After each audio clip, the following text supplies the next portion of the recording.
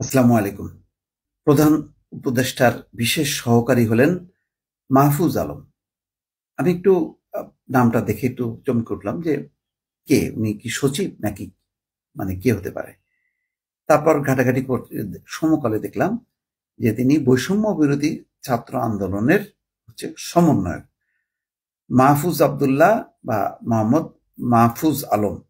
তিনি ঢাকা বিশ্ববিদ্যালয়ের আইন বিভাগের 2015-16 সেশনের শিক্ষার্থী। তার মানে ডক্টর আসিফ নজরুল যে আইন উপদেষ্টা, তার ছাত্র সম্ভবত হবে। তিনি হয়তো মাহফুজ আলম শেষ করেছেন, কারণ 15-16 সেশনের শিক্ষার্থী, হয়তো তার শিক্ষা জীবন শেষ হয়েছে বা একেবারে শেষ প্রান্তে থাকার কথা, মানে হিসাব করলে আর কি। তো তাকে কেন দেওয়া হয়েছে এটা পরিষ্কার না। তিনি বিশেষ সহকারীর দায়িত্ব পালন করবে। এখানে বলা হচ্ছে যে রাষ্ট্রপতির আদেশক্রমে মন্ত্রণালয়ের উপসচিব কানিস ফাতেমা স্বাক্ষরিত এই প্রজ্ঞাপনে বলা হয়, অন্যান্য প্রতিষ্ঠান ও সংগঠনের সঙ্গে কর্মসম্পর্ক পরিত্যাগের শর্তে যোগদানের তারিখ থেকে প্রধান উপদেষ্টার মেয়াদকাল বা তার সন্তুষ্টি সাপেক্ষে সরকারের সচিব পদমর্যাদায় প্রযোজ্য বেতন ও আনুষঙ্গিক সুবিধা সহ প্রধান উপদেষ্টার বিশেষ সহকারী পদে চুক্তিভিত্তিক নিয়োগ প্রদান করা হলো। এটা বড়, যদি চাকরি হিসেবেও ধরা হয়, একেবারে শুরুতেই সচিব পদমর্যাদার একটা চাকরি, তার বেতন সুবিধাগুলি তিনি পাবেন, এটা একটা নিঃসন্দেহে বড়। কিন্তু তিনি অন্যান্য প্রতিষ্ঠান ও সংগঠনের সঙ্গে কর্মসম্পর্ক পরিত্যাগের শর্তে, তার মানে তিনি আর এখন বৈষম্য বিরোধী ছাত্র আন্দোলনের যে লিয়াজোগ কমিটি সমন্বয়ক হিসেবে ছিলেন, এখন তিনি ওই কমিটির সঙ্গে থাকতে পারবেন না। তিনি ওনার বিশেষ সহকারী হিসেবে নিযুক্ত হলেন।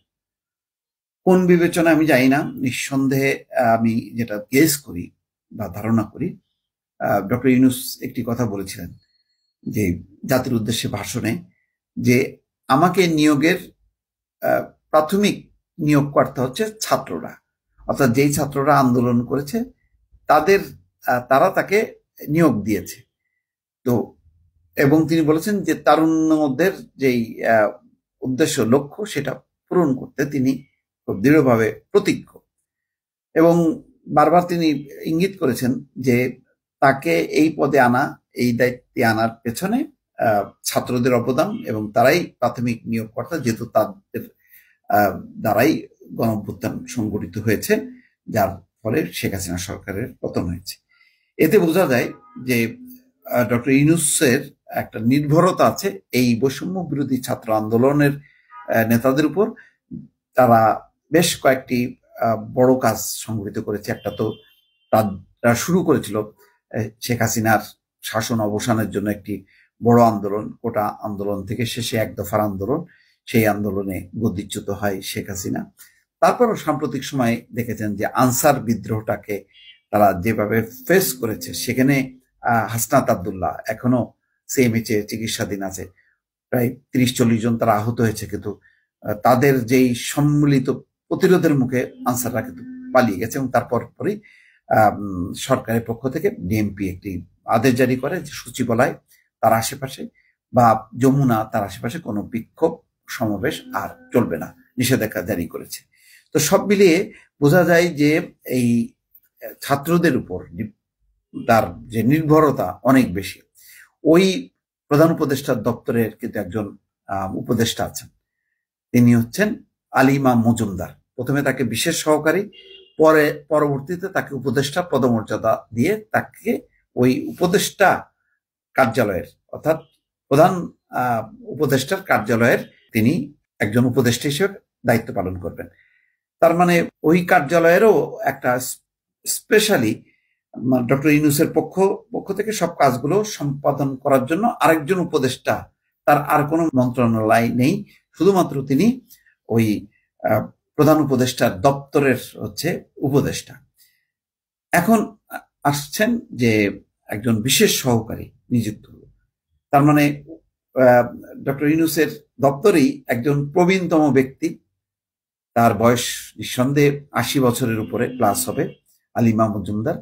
আর একজন নবীন, তার বয়স কত হতে পারে, সর্বোচ্চ 30, 28, 30 এরকমই হবে। তো এটা কম্বিনেশনটা অদ্ভুত, কিন্তু এর মধ্য দিয়ে একটি বার্তাও আছে। সেই বার্তাটা হলো যে ডক্টর ইউনূস ছাত্রদেরকে কাছে রাখতে চান।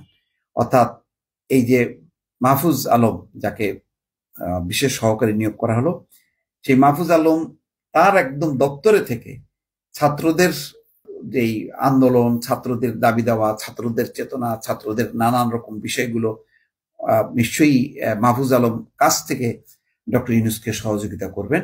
এবং এই নিয়োগের মধ্য দিয়েও কিন্তু একটা বার্তা দিল যে ডক্টর ইউনূস আজকে যে প্রধান উপদেষ্টার দায়িত্ব পালন করছেন, তার উপদেষ্টারা সহ তার মূল নির্ভর করার জায়গা হচ্ছে ছাত্ররা। দর্শক ভালো থাকবেন, আল্লাহ হাফেজ।